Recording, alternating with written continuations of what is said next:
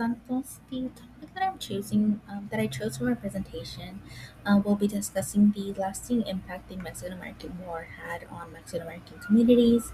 I'll also be discussing how these challenges that we face today can be traced back to the Mexican American War. The reason I chose this topic is because, as a first generation Mexican American, I have seen the issues regarding displacement and gentrification and how it has impacted my community. As I learn more throughout this class, I've noticed that a lot of the challenges that we face today are rooted in policies that began generations ago. So, my guiding question for my presentation is: how did the Mexican American War and its initial displacement shape the struggles that we face today, and how do these struggles parallel those that we see from the past?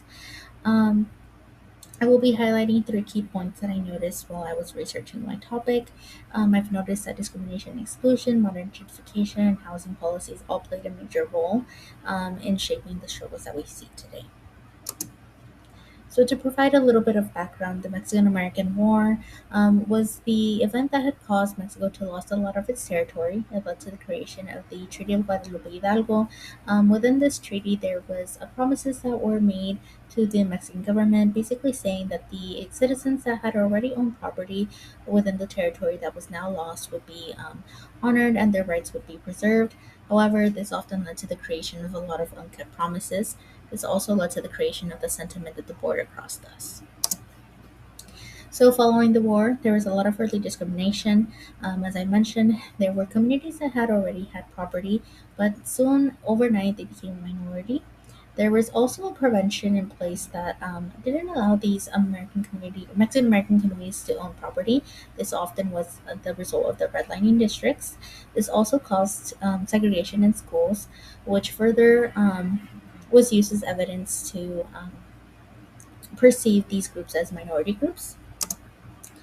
Um, while I was outlining and researching my topic, I noticed that the decolonial theory applied the best, just because it explains how government institutions and policies continue to divide communities.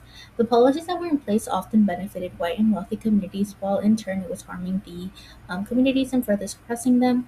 The lack of opportunities, as mentioned earlier, the lack of property ownership and education were often used as evidence that these communities were indeed inferior, which is still seen today, and a lot of the perception that was seen back then is still leaking onto today's perception of minority groups. So now I'm going to be speaking about how these challenges look like in modern day society. So, starting with gentrification and displacement, the lack of property ownership initially led to a lot of increased renters. Um, a lot of the communities that Mexican Americans were allowed to reside in. They were not allowed to own homes, so they rented out properties. This is seen today and has made a challenge in today's society just because we have communities such as in Northeast Los Angeles.